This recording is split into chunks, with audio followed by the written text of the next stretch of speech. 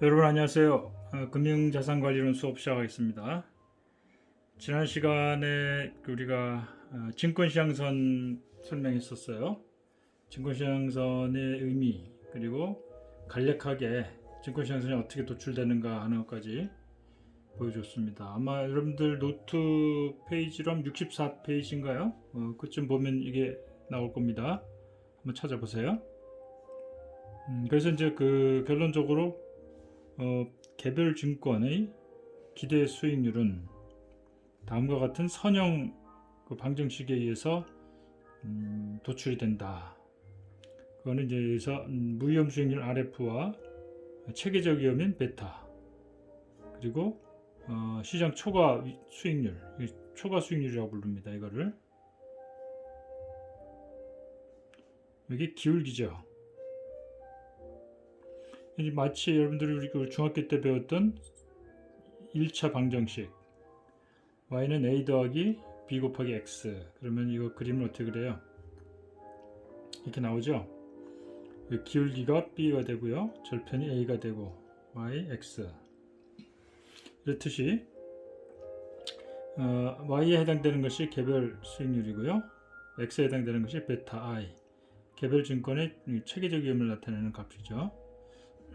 그리고 절편은 무위험 수익률, 기울기는 초과 수익률을 의미합니다. 그죠? 기울기. 자, 그래서 베타의 의미를 우리가 좀 잘 들여다볼 필요가 있어요. 자, 그 전에 이걸 왜 초과 수익률이라고 하느냐? 그 의미는 직관적으로 이해가 될 수가 있습니다. 가로, 중가로 안에 보면 E of RM RF가 되어 있잖아요. RF는 무위험 수익률이에요. 흔히 우리가 국채 수익률을 무위험 수익률로 여기에 사용을 합니다.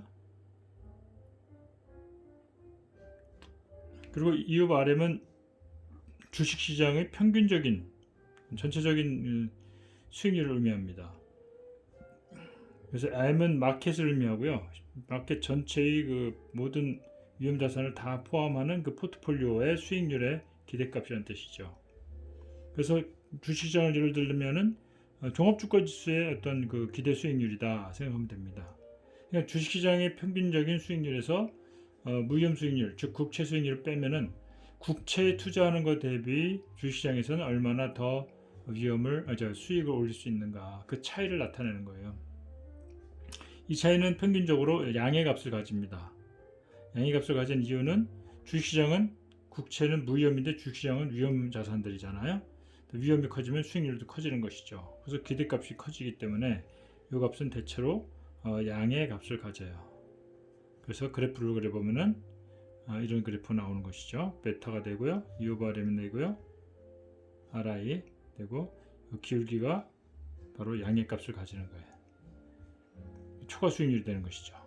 그래서 베타가 한 단위 커지면 수익률은 초과 수익률만큼 커진다 이런 얘기죠. 기울기가 초과 수익률이니까. 베타가 한 단위 커지면 1 곱하기 요 값을 하잖아요. 해서 무위험 수익률에 더해준다 이런 얘기가 되는 겁니다. 자, 특히 이제 그 베타는 이제 베타 i는 요런 식으로 돼 있잖아요. 앞에 페이지를 보면은 여기서 이걸 보면은 시그마 m 제곱은 그 주식시장 전체의 그 분산값이에요. 즉 주식시장 전체의 위험의 크기를 나타내는 것이죠. 시장 전체의 위험. 코베리언스 IM은 I라는 증권과 시장 간의 어떤 서로 영향을 주는 그런 크기를 나타내는 공분산입니다. 그래서 이 비율은 시장 전체 위험의 크기분의 코베리언스 IM은 시장 전체 위험에 대해서 I라는 개별 증권이 어떻게 서로 영향을 주고받는가 하는 걸 나타내는 거예요. 그래서 여기 되어 있듯이 이렇게 개별 자산에 베타가 나와 있고요. 베타 I로 표시하죠. 베타 I. 캐팸에 의하면 개별 주식의 기대 수익률 E of RI는 무위험 자산 수익률, 여기 RF죠. 무위험 자산 수익률 RF에다가 베타로 측정되는 위험 프리미엄을 더한 값이다. 이런 위험 프리미엄은 개별 기업마다 다 다를 수밖에 없어요. 시장 전체의 위험과 개별 위험과 시장과의 관계, 이거는 각각 고유의 어떤 크기를 가지는 것이 되죠. 그래서 개별 기업의 어떤 그 위험을 바로 이걸로 측정을 하거든요. 개별 기업의 위험이라는 것은 개별 기업 고유의 위험하고는 달라요. 개별 기업 고유의 위험은 이미 포트폴리오를 해가지고 제거가 된 거로 간주합니다. 남아있는 것은 시장 전체의 예측할 수 없는 시장 전체의 움직임, 그거로 인해서 이 개별 기업이 어떤 영향을 받는가 하는 것을 측정하는 것이 베타예요.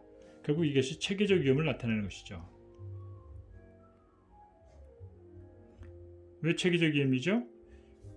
포트폴리오로 제거할 수 없는 것이라는 점이 하나 있고요. 또 하나는 시장 전체의 움직임이 개별 그 증권에 어떤 영향을 미치는가 하는 그런 것을 의미하는 겁니다. 시장 전체의 위험은 포트폴리오로 제거될 수 없는 그런 위험이고요. 그래서 이제 베타 I는 이런 개별 기업의 그 위험 프리미엄, 여기서 말하는 위험 프리미엄은 체계적 위험에 대해서 체계적 위험에 대한 위험 프리미엄이에요. 근데 체계적 위험이 개별 기업에 미치는 영향은 개별 기업들의 그 상황에 따라 다 다르다는 거. 그래서 베타 값은 다 달라요. 모든 개별 기업들마다. 이상에서 CAPM의 일반식 증권시장 SML은 다음과 같다. 베타를 앞에 붙여도 좋고 뒤에 붙여도 상관없죠. 그래서 이것이 우리가 1차 방정식을 말하면 A 더하기 요거 위치를 바꿨어요. B 곱하기 X다. X가 이제 베타에 해당이 되는 것이고요. 즉 X 값이 변함에 따라서 Y가 결정이 되죠. 체계적 위험의 개별 기업의 그 체계